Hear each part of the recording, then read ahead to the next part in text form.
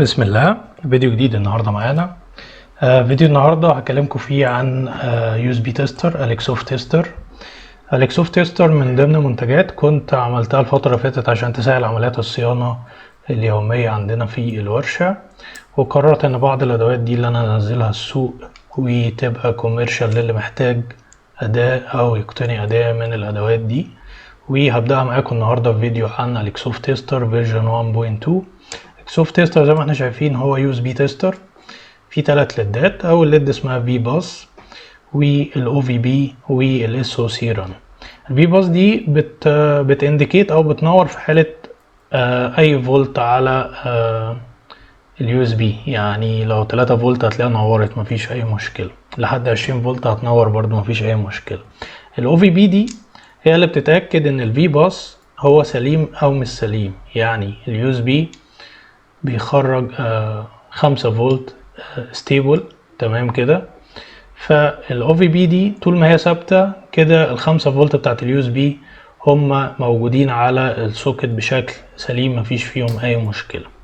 في حاله ان الفولت زاد عن ال5 فولت الاو في بي دي بتبتدي تدي انديكيتور كده بلينك تقعد تنور وتطفي عشان تانديكيت ليك ان في مشكله في اليو اس بي.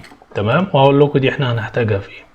الاس او سي ران او الليد بتاع الاس او سي ده بيشتغل في حاله ان البورده فتح الداتا وقدر التستر هو يتعامل مع التشيبسيت سواء بي سي اتش او اس او سي معالجات حديثه، يبتدي يتكلم معاها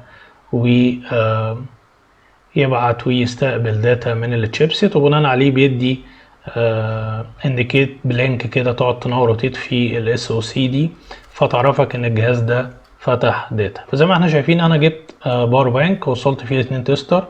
الفي باس نورت ايا كان الفولت بقى على اليو اس بي هتنور معاك عشان بس تتاكد لك ان في فولت ايا كان ايه هو. لو نلاحظ الاو في بي انديكيتور دي نورت وثبتت كده معناها ان ال5 فولت طالعين من سوكت اليو اس بي هم ستيبل مفيش فيهم اي مشكله. لو نلاحظ الاس او سي ران طبعا مفيش بي سي اتش او بروسيسور في الباور بانك، بناء عليه مفيش تشيبسيت او معالج يبتدي التستر يتعامل معاه في ارسال واستقبال بيانات، فبناء عليه الليد منورش ومفيش اي انديكيت ان في داتا بتتبعت على مدخل يو اس بي. زي ما احنا شايفين ركبت برضو الكونفرتر من يو اس بي لتايب سي، نفس الوضع مفيش فيه اي مشكله، فتستر هيشتغل معاك يو اس بي وهيشتغل معاك تايب سي. واقول لكم ليه انا ما عملتوش في التايب سي لما نشوف مشكله الاو في بي دي مع بعض. زي ما احنا شايفين دي بوردة دي شغاله فاتحه داتا. هنبتدي دلوقتي نوصل فيها اليو اس بي تيستر، بس قبل ما نوصل نشوف الدايمنشن بتاعه التيستر او التول اللي احنا بنشتغل بيها.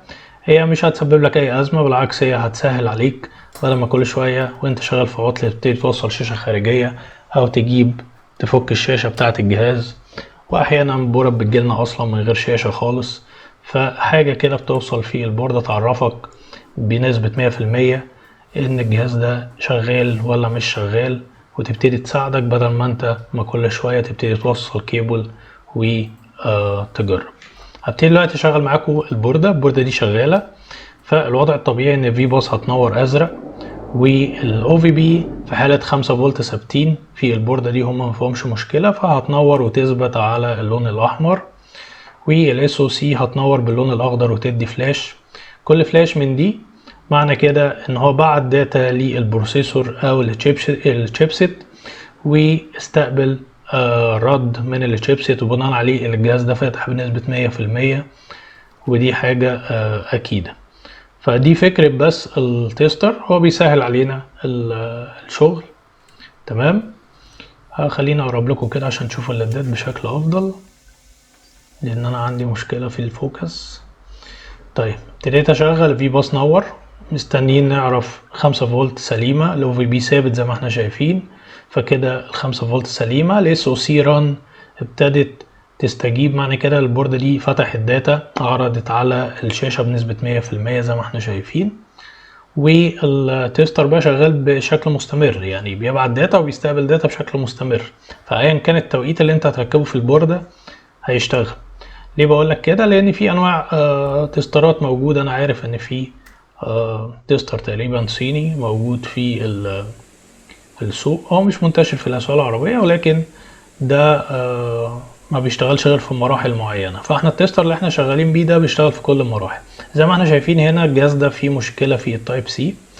مفروض اليو اس بي كونفرتر ده بيتريجر 5 فولت من التايب سي، ولكن التايب سي مديله فوق ال5 فولت، او بمعنى صح اعطال التايب سي اللي احنا عاملين عليها الميزه دي، ان التايب سي بي دي كنترول بيكون فيه مشكله، فمهما تاكسس منه فولت هو بيدي لك 20 فولت من الشاحن بشكل مباشر.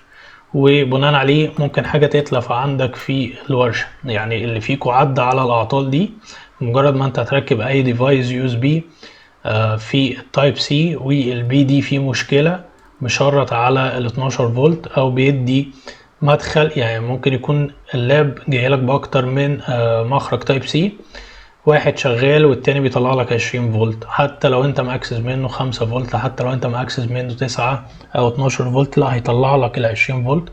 ودي مشاكل من المشاكل بتاعه البي دي كنترول اللي ابتدت تنتشر ونشوفها الفتره اللي فاتت.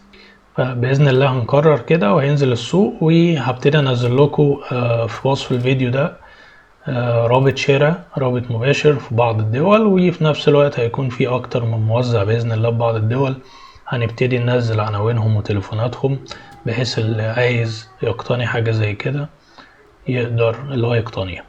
طبعا عشان التستر جواه معالج بيبتدي يتعامل مع المعالجات، فهو هيبتدي يشتغل بقى في اي حاجة يو اس بي ايا كانت ايه هي، يعني شغال على اللابتوب، شغال على البي سي، شغال على بلاي ستيشن، شغال على اكس بوكس، شغال على الموبايل فون، ايا كان ايه الديفايس اللي انت هتركبه فيه، هو هيبتدي يتعامل مع المعالج. بمجرد ما جاله داتا من المعالج هيبتدي ينديكيت على الاس او سي.